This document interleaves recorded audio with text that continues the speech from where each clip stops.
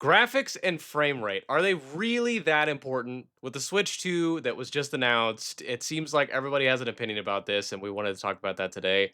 Welcome back to Level Up Legacy. We're excited to be back here, and we have a lot to talk about today. Before we dive into it, though, Slam, how's it going, man? Oh, it's going. It's going pretty good. Not a lot going on. Just been kind of going with the routine, man. I am so sick of the winter, ready for spring, to be honest. It's very Dude, I cold. hear you. I I'm hear you. sick of the cold.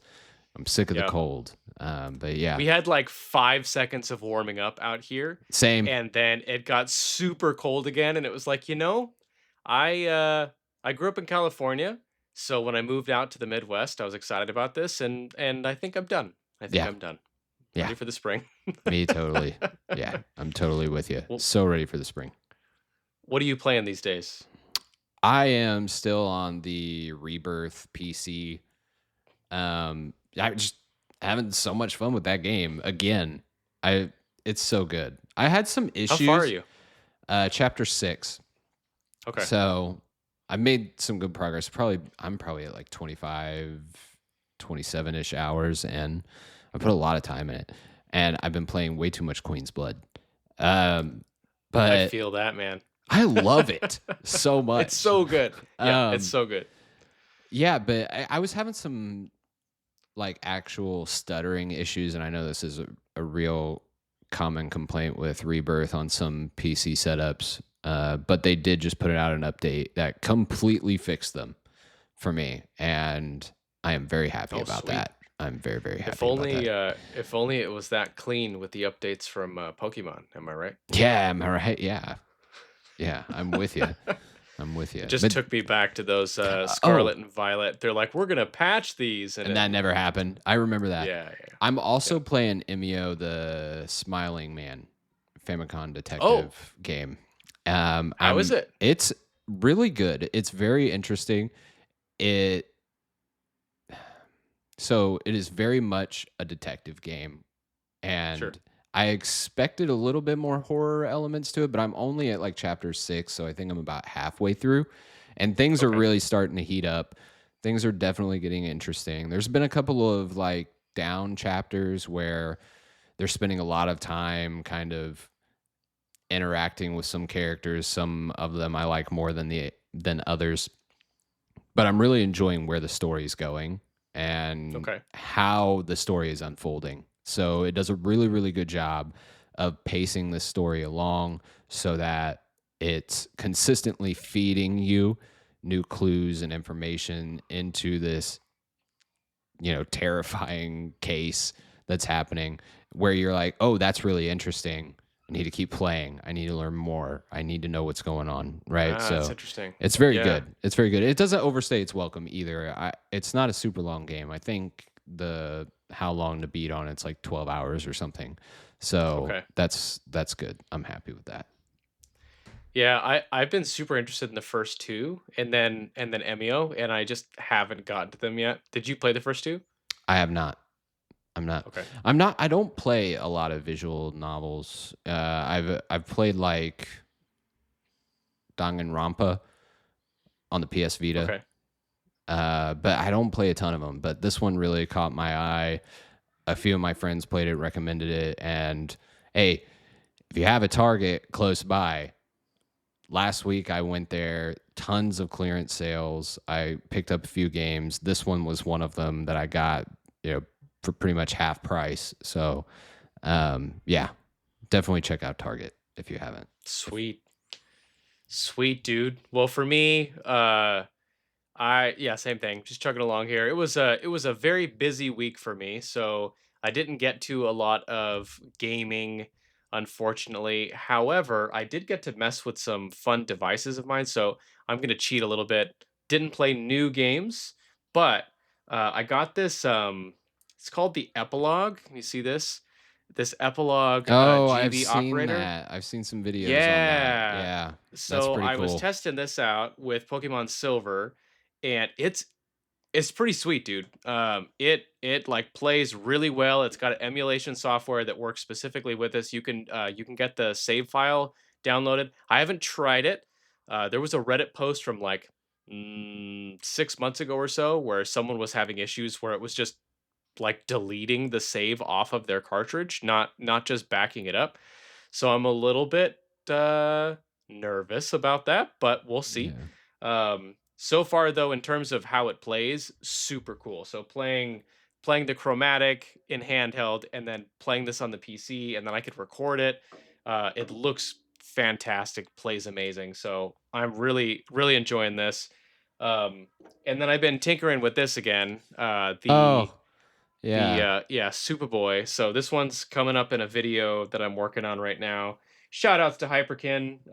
They sent me their Retron HD as well. Their or Super Retron HD. It's basically there it is every time. There's the thumbs up.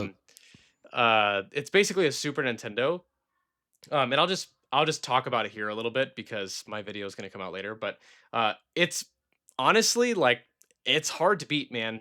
There might be other alternatives out there, but the Super Retron HD is like I think it's like $70 or something like that.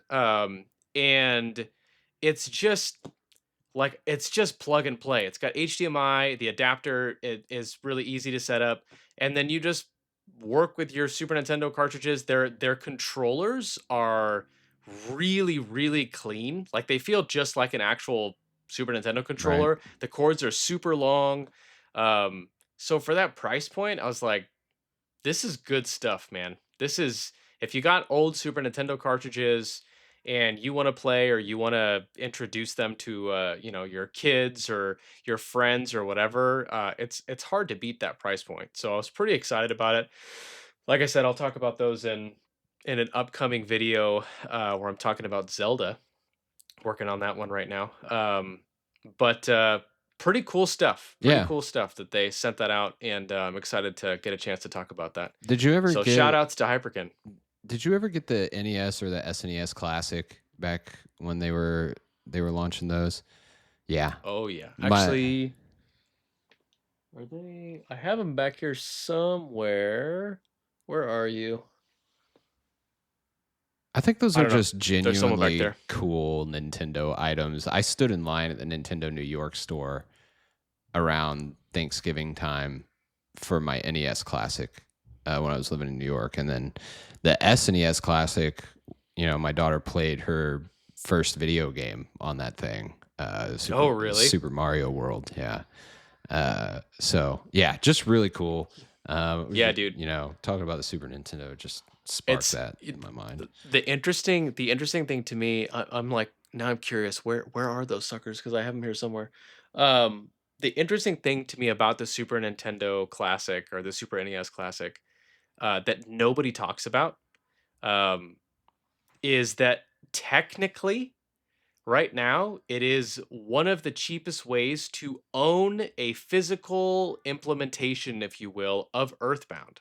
Oh Like, if you wanna get yeah, I this guess if you so. wanna get the SNES cartridge, that sucker's like So expensive. Yeah, $1,000. yeah.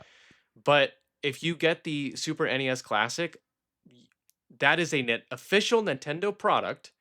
It is a physical thing that you own. You're That not has connected to the Earthbound on internet it. or anything, and it's got Earthbound on it, and it's got a bunch of other good stuff on it Yeah, as it's well. So I'm great. like, Great lineup why of isn't games in that anybody thing. talking about that? Yeah, I It's don't so know. cool. It's just one of those really. I love when Nintendo makes cool stuff like that. You know what I mean? Yeah, Yeah, yeah. I'm definitely a So fan. technically, we own Earthbound. Yeah. So Yep. yeah, take that page. Just kidding. Doesn't she have the actual cartridge? She's Yeah, got I the thought actual so. I thought so. Page Fem Trooper. She's got that in her background all the time. Yep, Yep. love it. Sweet dude. Yeah, awesome. Well, speaking of these old games, these old cartridges, we wanted to talk about frame rate, graphics, anything else related to that. There's been so much conversation online about the Switch 2 being announced and the next PlayStation and even the PlayStation Pro and there's all these opinions floating around about what's needed in a game, what's needed in the next Switch. It needs to be more powerful, blah blah blah. And I just think it's such an interesting conversation because there are such fiery opinions on it. And for me personally, I'll just all cards on the table right now. I think graphics and frame rate have their place, but I think they are way, way, way overblown. I should say graphics. Frame rate, I think, has more of a place because it's about the, um, let's call it the quality of the experience itself, right? If you have janky lag or something like that, it might pull you out of the experience. But as someone who plays a ton of retro games, and even uh, talking with my nieces, like one of the games, one of the games right now, unless something is massively changed and I'm missing something, that is still one of the most popular games out there right now for like the next generation is Roblox. Yep. And They're all playing it. Roblox looks terrible. Yeah. Graphically, it is an ugly game. But But it's creative, it's unique, people find it fun, yeah. and so people freaking love that game, and, like, Minecraft and things like that too, like, Minecraft has is its a aesthetic, but it's not, like, the most graphically intensive well, okay. It's not the most beautifully, presented game, right? It's pretty straightforward. Yep. Think about graphic intensity and blowing up, buildings and shutting down Minecraft, that's a whole separate conversation, but I don't know. Examples like that in retro games just make me feel like this whole thing is overblown. But what do you think? Yeah. So it's a complicated conversation, and that's why we're having it.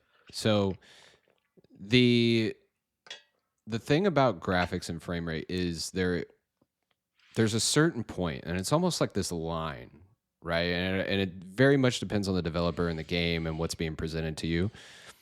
Does it like can you notice it, right? So let me give a couple examples here. Um, Nintendo has always marched to the beat of their own drum.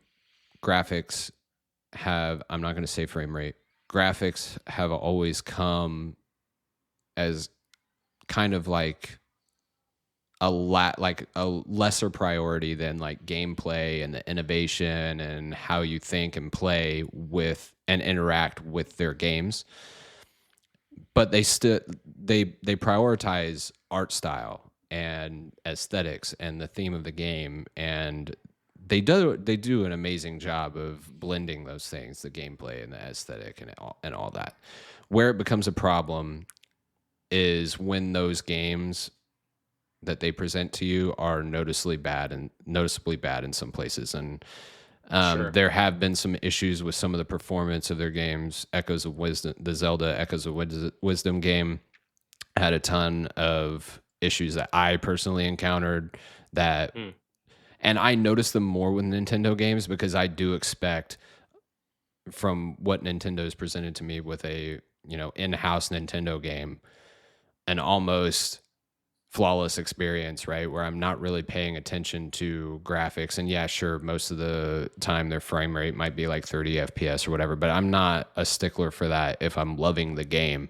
What the things I Sure. do notice is when I start getting stuttering, things start moving, and they start feeling janky, and it takes me out of the experience. Right. Another example, and kind of like a different extreme, where this one's Nintendo, and you're not looking for like top tier graphics, but you do notice when there's some technical hiccups. This is one where you get a PC release of this major blockbuster game, and this is supposed to be the most top tier graphically intense game that you've ever seen, and it's just not doing it right. I'm trying to think of, oh man, there was a game released recently where there was just all kinds of bugs. Let's use Cyberpunk 2077 for example. Sure. Launch Cyberpunk 2077. They've since fixed this dramatically. It's a great game now, but at launch there were so many technical issues. Things weren't like rendering properly. Sometimes the graphics weren't, you know, working. My main point is if these things aren't working, then it's really noticeable and it's a problem, right? But if your game is just less pretty, but it's super fun, I don't care, right? I'm Yeah. not going to sit here and be like, please, please, please give me, the best, most realistic looking game first at the front and put gameplay behind it. That's Yeah. not where I'm going to be on Yeah, that. I feel like it is more about like optimization for the platform you're on versus like just pure power. I remember reading, I wish I had the quote off the top of my head because it was a really good one, but I was reading this book by Reggie Fils-Aimé, the former president of Nintendo of America. Love him. He wrote this book. It's a really great business book, by the way, if anybody's interested. Um, but he recounts when he gets to, it's about the middle of book when he starts getting into the Nintendo years, and he recounts conversations that he had with the leadership, and their opinion was essentially that power, pure power, the pursuit of power in video game consoles was a dead end. And the reason that Nintendo saw it that way was because if you pursue power, eventually, there's my thumb again. Eventually, you get to this point where things just become way too costly to keep up with. Like it doesn't scale, Yep. right? And so what they were looking to do is they were looking to focus on fun. What makes a game fun, right? And that's why we saw the generations from like the Wii and the DS and everything, this shift away from power, which Microsoft and Sony were pursuing heavily, toward innovation and fun and different mechanics and things like that.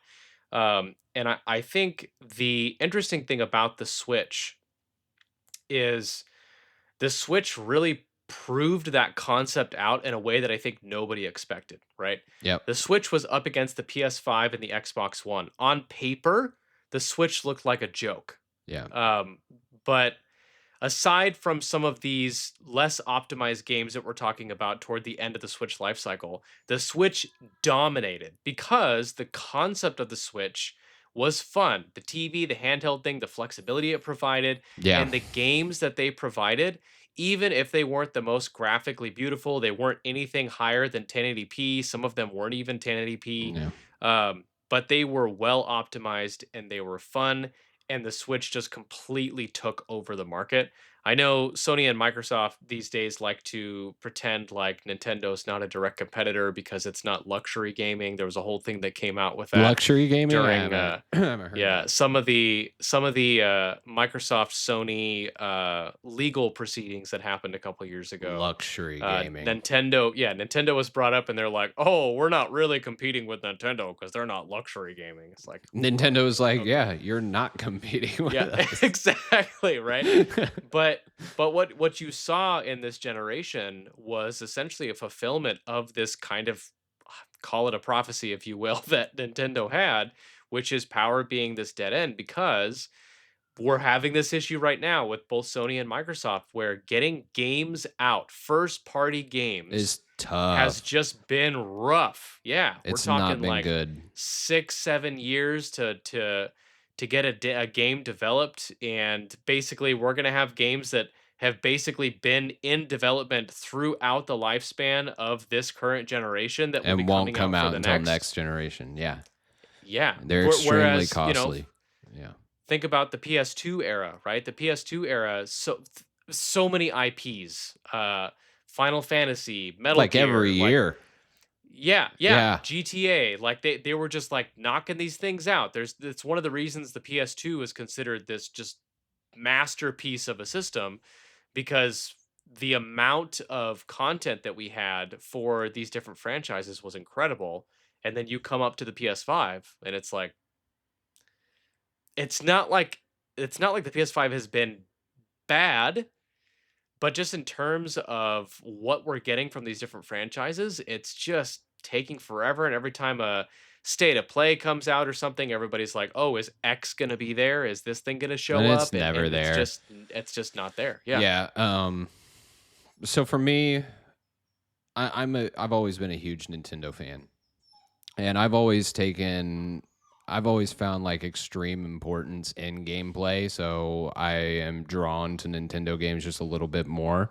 But I do understand that there are some people out there that have super high expectations for big time graphics, high frame rates, just these big spectacles. You know, you've got things like God of War Ragnarok, you've got things like you know, like Spider-Man and things like that. These gorgeous games that do really, really incredible things with how they perform on these consoles.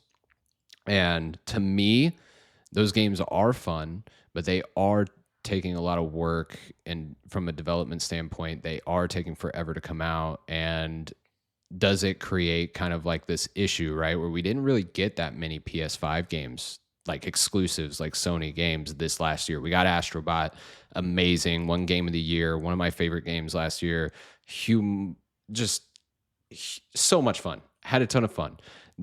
But we're not they announced that Wolverine game years ago. That's still we still haven't even heard anything else on that.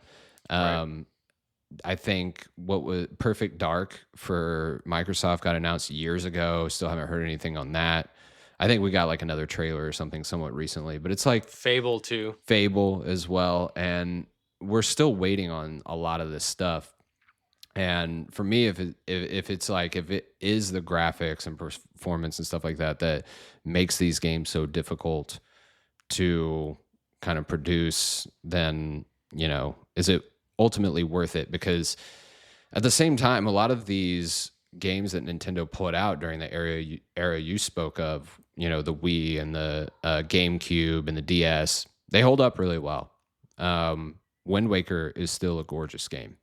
You know, you look at things like, you know, even Twilight Princess, where they tried to go like a little bit more realistic with the aesthetic of that game, still holds up really well. You know, you've got specific kind of like art direction and art styles that just Yeah. do super well over time. Whereas when you try to make things overly realistic, you know, how well do those hold up? Although I do think like now we've reached some sort of like like limit of just how good these things can look. And I think like a lot of the upgrades and stuff are incremental. You know, you see things like ray tracing and reflections and things like that. And it's like these things are noticeable, but once you get into the motion of playing the game, to me personally, they aren't that noticeable. I have a pretty high end PC. I find myself turning off like ray tracing, you know, because I'd rather have the frames, and I just Right. really want to play a fun game. You know what I mean? And yeah, it looks great when Yeah. I'm roaming around and kind of panning the camera around and like looking at everything. But when I'm really, really playing and wanting to like get immersed in the gameplay and the experience of the game, that stuff is the last thing I'm worried about. Mm. So that's interesting. You mentioned the frames again. Um, so it does seem like, because if thinking about this out loud, it does seem like frames are important. Frame rate is important because it's part of that sort of like optimization piece where you feel like you're not getting pulled out of the experience. Um, and I do think, to sort of clarify something I said earlier. I mentioned like I think a lot of this conversation is overblown. With frame rate in particular, I personally would much rather focus on, like, if Nintendo came out with the Switch 2 and said it's still 1080p, but we can get everything in a locked frame rate, 30 or 60. Personally, I don't care. Like 60 is great, but like if I'm playing a 30 FPS RPG and it's locked, I don't notice. Yeah. It's just, is it consistent, right? I think that would be fine for me personally. Like, it's always cool to see them push the boundaries a little bit. Like, if they could use AI upscaling to make it look better, cool, right? That's kind of a fancy trick that they could potentially use. But um but yeah, I think frame rate is important because of that, just consistency and gameplay experience itself, right? I remember playing East 9 on the Switch. I mentioned this in a comment on YouTube one time and people got really upset. So sorry if I'm upsetting anybody here.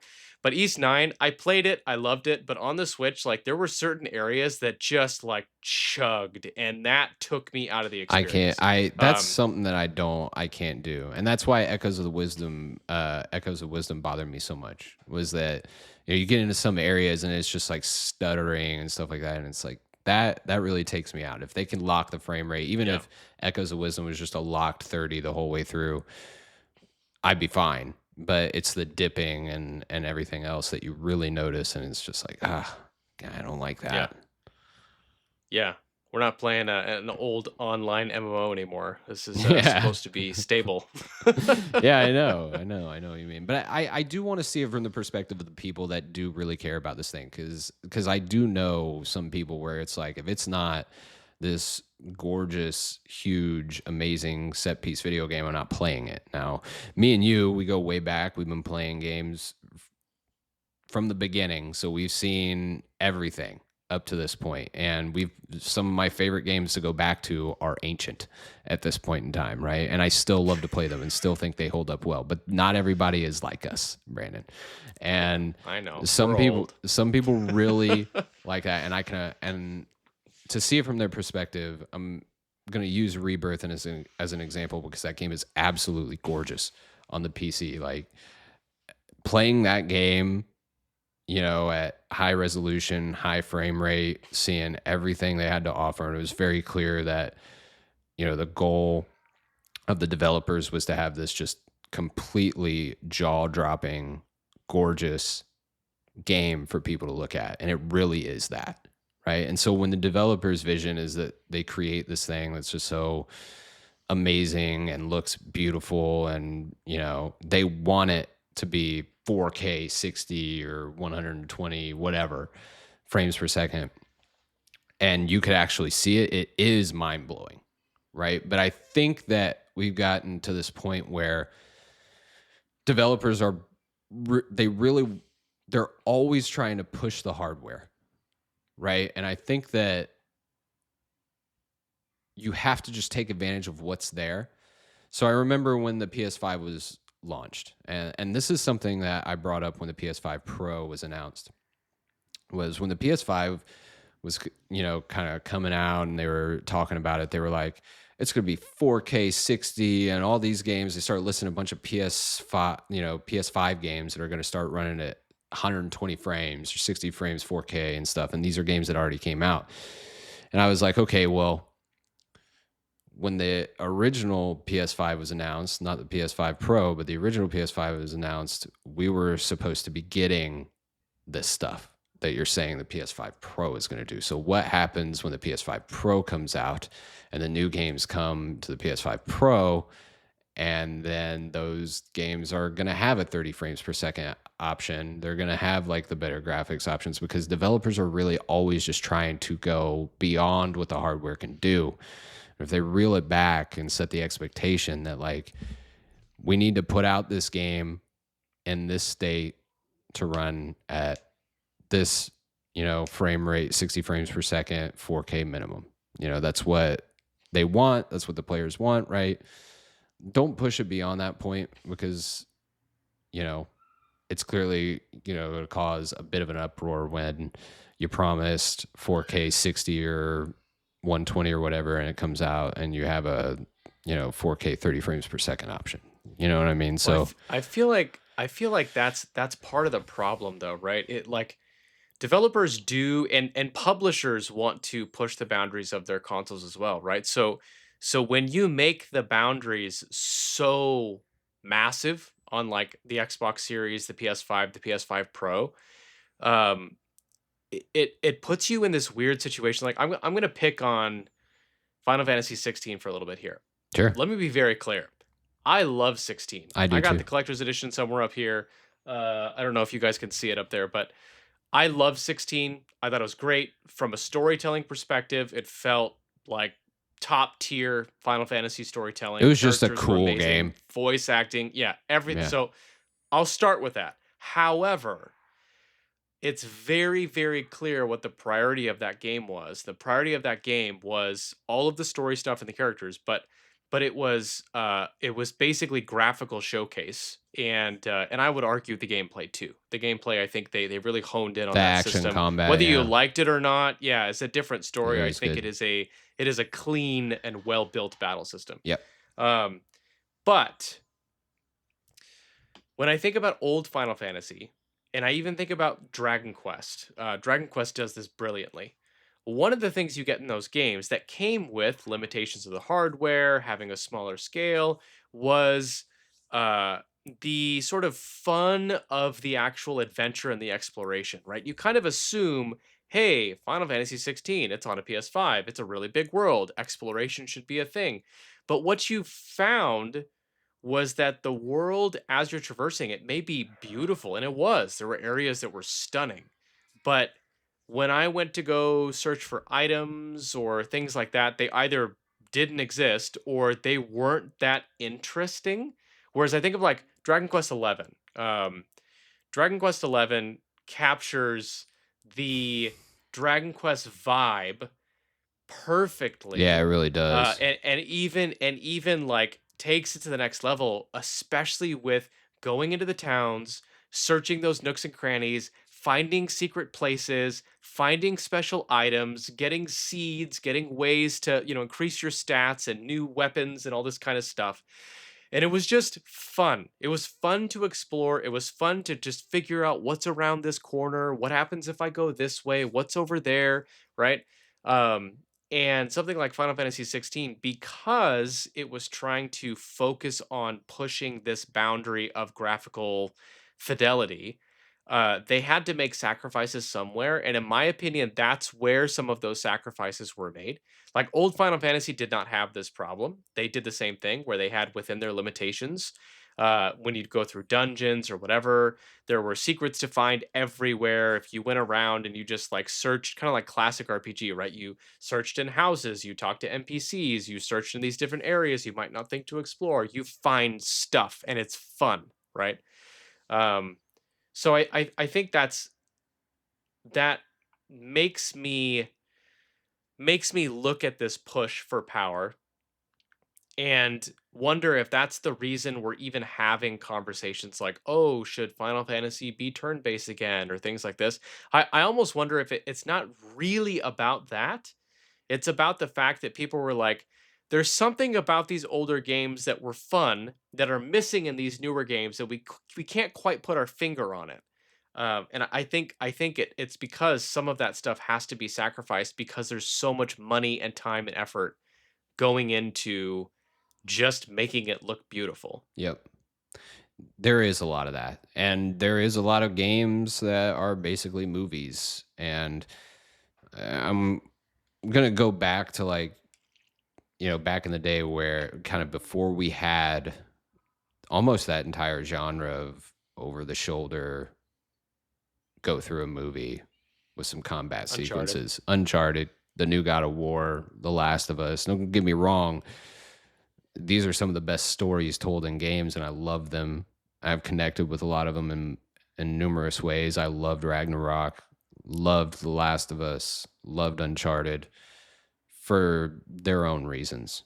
But they didn't resonate with me in the same ways that Breath of the Wild, Tears of the Kingdom, Super Mario Odyssey, a lot of the JRPGs I play, like Final Fantasy, Dragon Quest.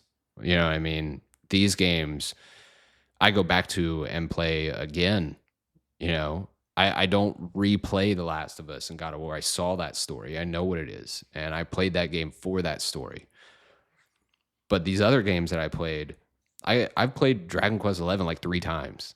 I played Persona 5 like 4 times. You know what I mean? I obsess over the gameplay, the characters, how everything weaves together, and just how the whole package is put together. And the graphics are not the thing that draws me to them. So if graphics and frame rate are this massive priority, you look at a game and you say, if this isn't 4K 60, I'm not playing it. If this isn't the most beautiful game to ever come out, I'm not playing it. That'll never be me. You know what I mean? And I think that any developer should primarily focus on how fun the game is and how the player connects with the game, how they interact with the game, right? What is the draw? What is the gameplay loop? What keeps them here? What keeps them coming back? You know what I mean? Yeah. And graphics Yeah. and frame rate are rarely ever going to be that reason. Yeah. Yeah, it's interesting you bring up Persona 5 because I'm thinking like Persona 4, Persona 5, Fire Emblem Three Houses, like these are great examples of games that reuse animations, reuse assets. They keep the gameplay loop pretty straightforward. Like Persona 5 is a massive game, but It's that calendar it's system. not it's not that complicated in terms of exploration and things like that, right? Like there's limited amount of areas you can go to. You load in because you're going to, via train or whatever. You have your school set up where in some cases it's just like scene, conversation, limited areas you can go, and then you leave. And then the big areas are like your mementos and then your actual dungeons, right? Or your um, Palaces. Yeah. I'm blanking palaces. Thank you. Yeah. Um, so like those are the areas that are a little bit more big, broad, etc. But otherwise, it's pretty straightforward, and they pretty brilliantly use those things to give you this perception of an absolutely massive game while not having to deliver a Tears of the Kingdom, right? Yeah. Um, Fire Emblem Three Houses is the same thing, right? You basically have your monastery and then you have your actual like battles, your battle levels, and then some of the sequences that go in there. But a lot of the characters, their animations, they're very similar, etc. But they focused in on the story. They focused in on the gameplay mechanics, and that's what makes that game so compelling and so much fun. And I think that's for me, like that's my biggest thing. That's my take. That's why I started off this conversation the way I did because I hear people be like, "Oh, Fire Emblem, whatever, the new one's coming out, and it's not whatever. Yeah. It's not 4K or something like that." It's just like, does it matter if it's a fun game? Like Fire Emblem is still something that I think I mentioned this either last episode or 2 episodes ago or something. Fire Emblem Three Houses is one of those games that like I struggle not to go back to on a regular basis because I just love that game so flippin' much. And in fact, I did a video recently. Freaking thumbs up, dude! I Thumbs swear. up. Um, I love it. It's my favorite. uh, I went back and I did a video a few months back on the first Fire Emblem that came out in the States, Game Boy on the Game Boy Advance. I was in that And video. that game, you were in that video, that's right. Uh that game is so addicting. It It's is. so much Yeah. fun. And Holds and, up and really it's well too. yeah, it was Yeah. working within the limitations of the Game Boy Advance, but the way they did it was brilliant. It was fun, it's addicting, and I constantly go back to that game and I have fun every single time I go back and play that. Same with some of the old Pokemon games, right? Like they are not technical masterpieces, but they're fun. And so I think for me that's really what it boils down to and that's where I think Nintendo really got it right. Like fun is a hard thing to quantify, but if your sort of metric from a development standpoint is this fun, that to me is going to get you where you want to go in the gaming industry far better than, hey, let's spend the next 8 years coming out with the next God of War or the next Horizon or whatever, right? Those are good games. They have their place. Uh, but if that's the only thing you're shooting for, I just feel like you're gonna miss out on a lot. Yeah. I agree. I think everyone should have an open mind to playing anything. You know what I mean? I try to do that as well, where I'm not going to judge a game, just by kind of, oh, is graphically focused or whatever, or is it story focused, or is it gameplay focused or whatever? If it seems like it's something that I'm going to be interested in, I'll almost always at least give it a try. And I think when it comes to graphics and frame rate, and to break this down in like the simplest terms possible, to answer the question at the beginning of the video, are they important? I think that they're important if the graphics and frame rate are the reason why the game doesn't function or the developer can't implement the vision that they want to achieve with the game that they're putting out, right? Mm, And a lot of the time that's a good way of putting it. that might be hardware limitations like we're running into with the Switch. And I think I mentioned to you a few times where it's like I'm not playing my Switch as much. You know, when a new game comes out and it's out on the Switch and it's out on everything else, I'm most likely not going to pick it up on the Switch because they just haven't been performing all that well. Even Nintendo games haven't been performing all that well on the Switch lately, right? Whereas and I'm not picking it up on the Switch because it is a performance issue. It's not because the games Mm, don't look as good. I like the form factor of the Switch a lot for a handheld. You know what I mean? I have a Steam Deck OLED. That thing is big and chunky and it's comfortable in the hand. You know what I mean? But I like having the Switch because it does feel a little bit more portable. You know what I mean? It's just it's a bit more of a handheld system. So if I could yeah, yeah, have it on the Switch, and I love the sleep wake functionality and the battery life of the Switch, it's just an amazing handheld. But gushing over the Switch put aside for a second, I was at a point for a long time where anything that came out on the Switch, I wanted to get it. I wanted to play it there. You know what I mean? But you get to a certain point where the hardware limits the capabilities of the game, and then you start noticing performance issues, and that's when frame rate and graphics matter, right? yeah, Beyond that, to me, they don't matter. You know what I mean? I think yeah, there, as long as the game is fun, as long as I can connect with the game, as long as the gameplay is there and the game is doing something interesting, I'm in. You know what I mean? yeah, So that's where I'm at. yeah. I think that's well said, and that's spot on, right? Like if their performance is fine, and you're not taken out of the experience, then sacrifices are not a big deal. It's funny too because I'm saying all this, but I still get impacted by conversations around this when a game is coming out. So the most recent example is Tales of Grace's F remastered, right? Um, when it came out, I pre-ordered that thing for the Switch like immediately. Yeah. Um, and then there were these reviews that were like, oh, the PS5 is so much better in terms of performance and all these things. And they made it sound like the Switch performed poorly. I fell for that actually. Because like I was Yeah. looking at, I was under this whole thing where like I just said, where it's like a lot of the games that I've been playing lately haven't been performing that well on the Switch. So when a game comes out and I think, oh, I'm probably gonna get that on the Switch, I check.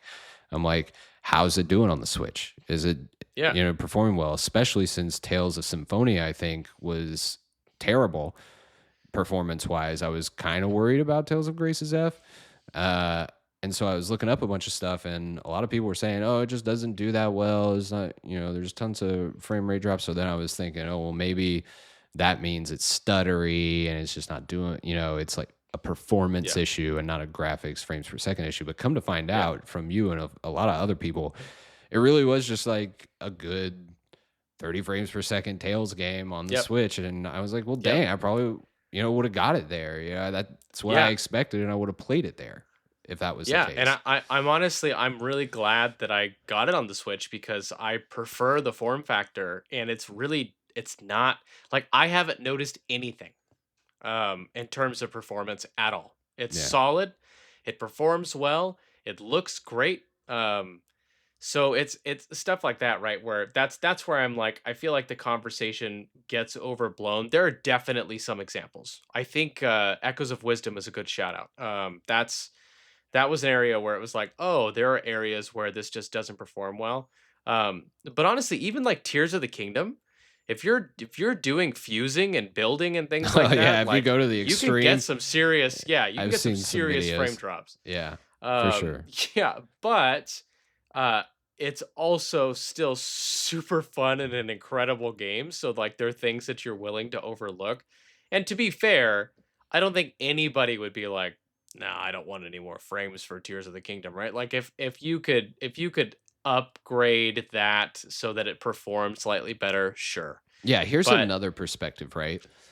If the Switch 2 comes out and they're like, we're going to do 60 frames per second locked on Tears of the Kingdom and it never dips, and you get Breath of the Wild, Tears of the Kingdom, like all the Nintendo greats that were riding that 30 frames per second. You think of Breath of the Wild in that one area. Um, there was, man, I can't remember which area it was off the top of my head, but there was one area uh, where if you're running through it, the frame dips every single time. But if you can get those games on the Switch 2 locked 60 frames per second, I'm happy. I like that. I'm like going to dive in. I'm going to replay those games for a little bit. But are they going to like get me to replay those games from start to finish? You know what I mean? Probably not. probably not. I'm probably going to dip in, check it out, see how well it runs, and be like, oh, this is cool. This is fun. And I really like this. You know what I Yeah. mean? But Maybe in like 15 years or something when yeah, you're like, "Oh man, I'm feeling that Breath of the Wild itch again." yeah. Yeah. But that kind of gives you a perspective of like how important graphics and frame rate really are, right? If they added, on the other hand, a bunch of new content with new gameplay mechanics and all this stuff, I'm diving in 10, Right. 20, 30, 50 more hours. You know what I mean? To go Yep. through that stuff. So, Yep. that shows where the importance lies with graphics and frame rate versus gameplay and the actual content of the game with me personally. Yep. Yeah. Give me Fire Emblem Three Mansions. Three And mansions. I'm in. Yeah. Give me Friday. I love that. That should be the upgraded version when they release the definitive edition. Right. Fire But that's Emblem Three I guess Mansions.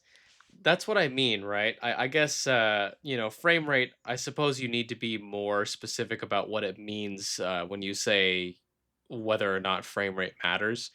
I just mean, and I think we've clarified this already, that if it's locked, if it performs fine, right? If I'm playing Tales of Grace's F and it's locked at 30, I'm Yeah. not gonna notice, like, unless we're talking about like FPS competitive and you're like Switch versus a PS5, like, yeah, you're gonna notice things like that if you're doing multiplayer. But from an RPG perspective, even Tales of Symphonia.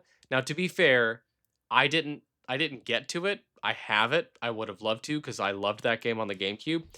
But when I dug into that one a little bit more too, the whole narrative was just, this isn't 60 FPS and it was on the GameCube. Which, listen, to be fair, from a remaster perspective, like, do better, right? If you're talking old hardware that could hit a certain frame rate and then you're bringing it up, there aren't significant upgrades and you're not hitting that frame rate. It There are would lots be of questions that frustrating come up. to know that the hardware is However, not the limitation, right? Yeah. right.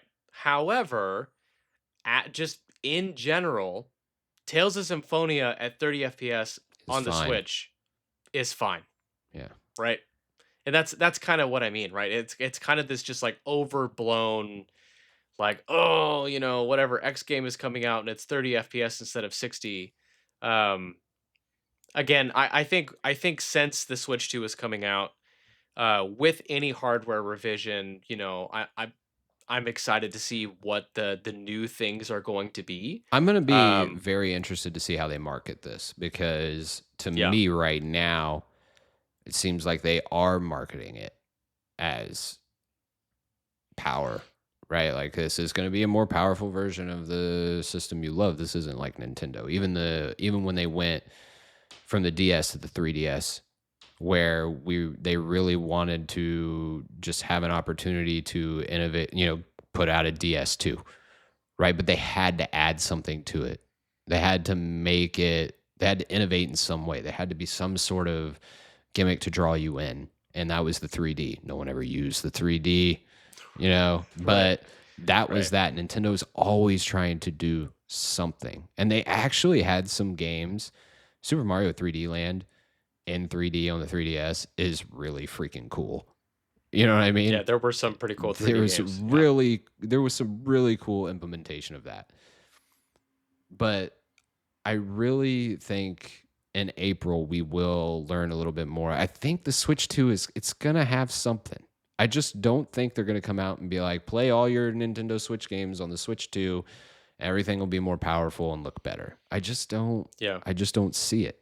And Yeah. even if they are using the Switch 2 as an opportunity like the DS and the 3DS to come out with a more powerful version of a really successful console, because the DS was the most successful like handheld ever and they really just wanted another DS. You've got the Switch, which is one of the most successful consoles ever. They really just want another Switch because the Switch is starting to have trouble playing the games Nintendo makes, and that's an issue for them. So they really need Yeah. a new Switch to, you know, put out some new games that perform up to snuff, and meet Yeah. expectations for that Nintendo, seal of approval. So I think there is going to be something there with the Switch 2. There is going to be that addition, some sort of gimmick, something to draw you in that makes the Switch 2 different from the Switch outside of just the power and aesthetics of it, which I'm really interested in seeing. But Yeah. overall, Yeah, I'm interested in hearing more about the technology. There's been so much rumored about how they're going to get there, and I do think if the rumors are true that we have, DLSS, AI upscaling, things like that, basically these tricks that you can use to attain a certain level of power and performance without having to do raw power and performance. I think that's gonna be the way forward. That's gonna be how you step into the future without having to fall into the same pitfall that Sony and Microsoft fell into, where they were just like, we're going for straight raw power. yeah, But then we have to develop for straight raw power, right? We've removed some of those limitations. In theory, with the DLSS AI upscaling, you could have just a better development atmosphere, and take games that already exist and get those upscales so that they look better. And I would be fine with that. yeah. Even if on paper the Switch 2 doesn't seem like it's that much more powerful, it will still look more powerful. We're talking about 10 plus year old hardware versus what they're coming out with now.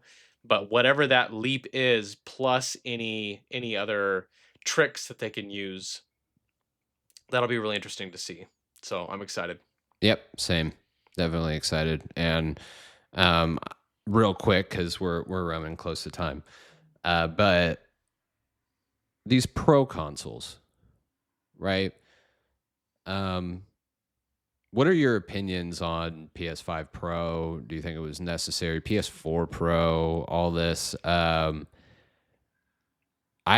mean, personally, do I think it's necessary? Definitely not. Do I think that there is a market out there for it? Yeah, definitely. And I do think that it does create some issues because developers are now going to be developing primarily with the idea around we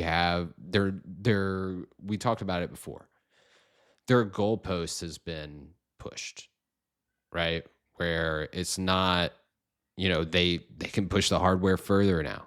You know what I mean? They can do more things, right? And they can focus on different, graphics and frame rate and stuff like that with new games that they release. And then that puts the vast majority of the people which don't buy the pro consoles at a disadvantage when their games start performing less. And we saw that with PS4 and PS4 Pro. We saw a lot of these games come out and basically the PS4 version was terrible and the PS4 Pro version ran good. And there were some games that came out and the PS4 version was unplayable almost. And you had to basically have a PS4 Pro if you wanted to play it like it was meant to be played. I don't like doing that mid-generation. Just wait Yeah. or come out or make the generation shorter. You know what I mean? Yeah. If that's going to be the I case. think if I remember correctly, the PS4 Pro was what took the PS4 to 4K, isn't that right? Yeah. Some Okay. some games. It was a lot they used checkerboard rendering and there was a lot of upscaling. But the base PS4, there were some games that weren't hitting 1080p. You know what I Okay. mean? Yeah. So, Well, so my point is, I guess, like, I feel like the PS4 Pro had a use case. Now, whether or not I think it was necessary or whether or not I think it was a good idea, like, I didn't buy one. I thought it was kind of a waste. I'm like, if I could still play my PS4 games, why? I'll just wait for the PS5. That's just my personal take. But I do think that there was like a market use case because they were trying to sell 4K TVs, etc. And going from 1080p to 4K was pretty significant. The PS5 Pro, that one has me scratching my head for a number of reasons, right? It's just way more expensive. Way more expensive. 700. Yeah. Yeah, that's just absurd. And the thing about it for me is like, if you were like, hey, PS5 Pro, and we have like 5 new games optimized for it, and they're like Sony first party, we've been like waiting to show you this. This is going to be so exciting. I might be like, hey, that's pretty cool. Like, I'm probably still not going to buy it right now because that's insanely expensive, but that's pretty cool. But what they did is they were like, hey, you want to pay us $700 for a slightly better experience? Because the we're just getting to that point of diminishing returns with graphics, and they're like, oh, well, this could hit 8K now, and it's like, okay, well, number one, No, no, games I aren't really don't doing that. think, And yeah, most people yeah, don't have number 8K one, TVs. right, exactly, right, yeah, right. Number two, people are not buying 8K like they were buying 4K. Like 4K was a big step You forward. can buy a Four 4K to TV eight, now for like a couple $100. You know what I yeah, mean? 4 to 8 is just like, can you even notice this the way that you would notice 10 to or 1080 to 4? Not really. Like, They not really. I think this one, the PS5 Pro, is marketed around frame rate. I really do. Because I think that there was a lot of issues with you know, I think there were a lot of Them issues. actually doing what they promised that they Yeah. would do with the PS5 base. Yeah, okay. Yeah, exactly. There were a lot of issues Hey, with why getting them don't to you run pay 4K us 60 $700 to do the thing that that we we promised promised you you we when you would paid do. us the $500 or Yes, whatever it was? that's Yeah, exactly what I'm talking about. So I think yeah, that a lot of the thing was they kept talking about, oh well, everybody wants quality mode, but they pick frame rate mode. So the developers want you to play in quality mode because they work so hard to make these games look pretty, but nobody's playing in quality mode. Everybody's playing in frame rate mode because that is more noticeable. When you toggle 30 to 60 frames per second, at least for me, when you toggle that on and off, it is immediately noticeable. yeah, You can immediately see the difference. All right. And you can see it the whole time you're playing it. The quality stuff, the graphics, the textures, and the lighting and stuff like that, you can notice it, but it fades very quickly. yeah. It, you know, when you start playing, you're running, you're going through the gameplay. If it's an action game, you're fighting and stuff like that. You're not paying attention to the textures on the rocks and the trees or the lighting on the Right. water. Like you're just not. You're not watching it. You're not looking at it. You're not paying attention to it. Hmm. Right. So Sounds like you've answered some of our question just in this assessment. yeah. So the fact of the matter is they came out with the PS5 Pro because they were like, well, now we can get the quality modes that were there at 30 frames per second before and have that at 60 frames per second. But we're going to continue to run into this issue, Brandon. I'm going to tell you that because, like I said, they've pushed the goalpost and now they're going to have higher quality textures and lighting and everything else and reflections with a 30 frames per second mode. I already saw it in Spider-Man 2. right? There's a 30 frames per second mode on PS5 Pro, right?